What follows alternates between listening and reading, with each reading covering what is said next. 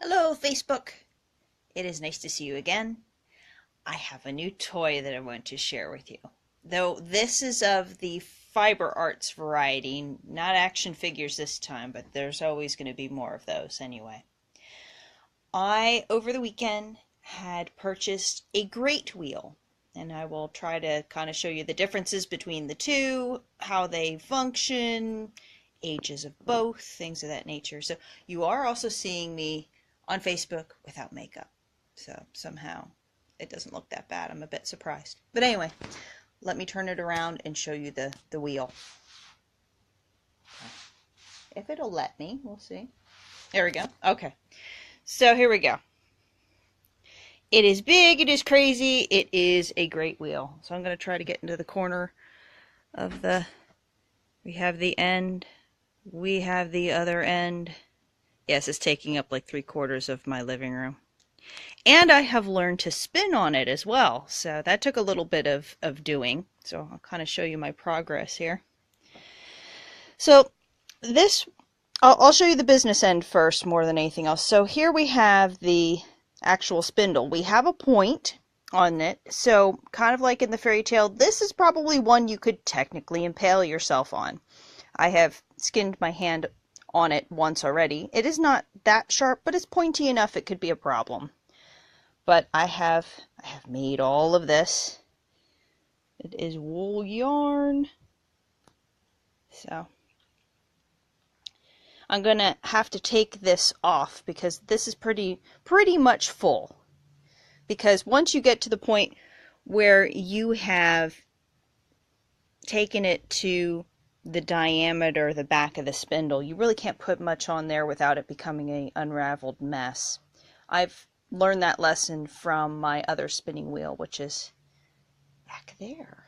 So I'll show you that more in a minute. So this is what we call a great wheel, a wool wheel. And this version has what they call an accelerator on it, which is this portion right here, which is more of a 19th century invention.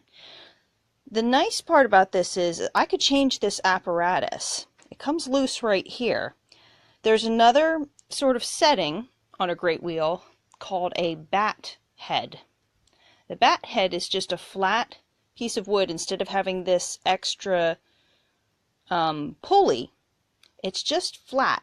You have two arms that are here and a very similar apparatus where the lead from the wheel attaches here. So you only have one pulley system instead of two. And with the other head, it does very similar spinning. Supposedly this goes faster. Supposedly. But you have this big wheel and it is physically attached to this one that leads all the way back to the larger wheel.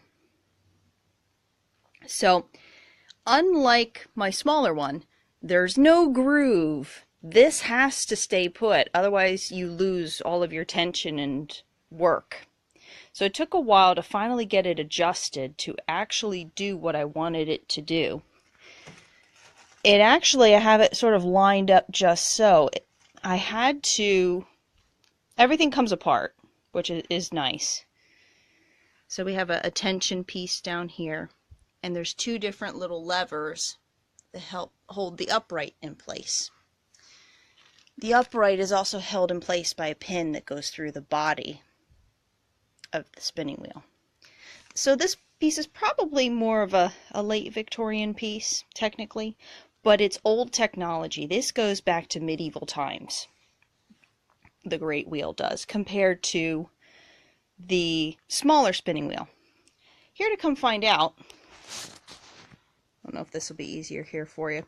This wheel is developed in the 16th century. This would be called a dual drafting wheel because it has a two-pulley system to feed on to a spool, in this case. And because of the way that that is designed, it works better for flax. So in period documents, you find it listed as a flax wheel because it can spin a little faster and a little tighter. Here's my clock reel for making spools of yarn. There we go. Maybe this is a little nicer for you guys to see. But when I ended up getting this one, they call it a walking wheel for a reason. When you're spinning at that end, you're creating twist. You're using your left hand and you're turning the wheel with your right hand. So ambidexterity would be a fantastic thing if you're able to do that. I am ambidextrous because of an injury as a child, because I burnt my right hand, so I had to learn to use my left. I write with my right hand, but I can do a lot with my left because of my childhood injury. So due to that, I'm able to kind of figure this out better than I thought that I would have. But I'm going to see if we can kind of just show you the motion of the ocean here. So I'm going backwards on the wheel here, just with my hand. There's not any special apparatus or little handle or anything like that. It's just me pulling the wheel backwards. And it's causing all of this spin and the twist. I actually had to put a lot of oil. This wheel was complete when I purchased it. I ended up buying it for $125, which is a steal. Though I am seeing on eBay they sell them for about $100. For some reason, Great Wheels are much cheaper than the other little flax wheels for some reason. I don't know why. Probably room, I would think, at this point in time with the way our lives are a little more compacted. But I spent probably a good 2 to 3 hours or more just trying to get this lined up in such a way that it wasn't going to pop off. And as you can see, this is trying to work its way over, which on occasion I just re-straighten it back out and it does what I want it to do. It looks all nice and shiny because I ended up using a beeswax and orange oil combination to clean it up. It was a little dusty and the wood was crying out for some moisture, so that really makes it look almost like new.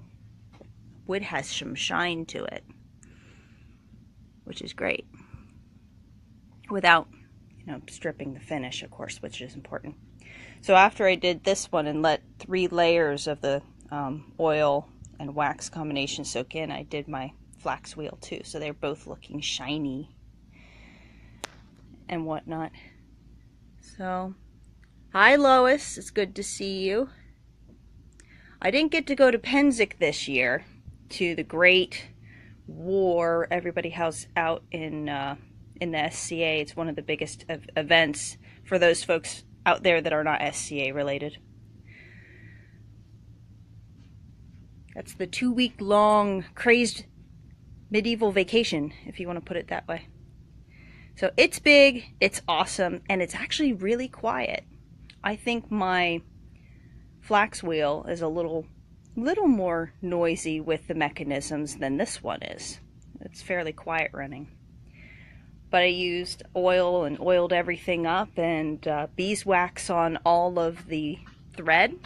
Oh! I think Kitty is not feeling very well. Uh-oh. I'll have to take care of that later.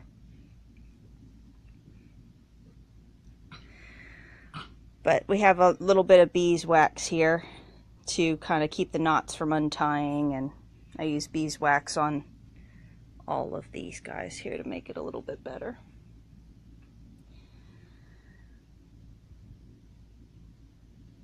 So yes, that is the flax wheel. So I will go into a little bit more about it later, because I'm going to have to go check on a cat. Have a good night.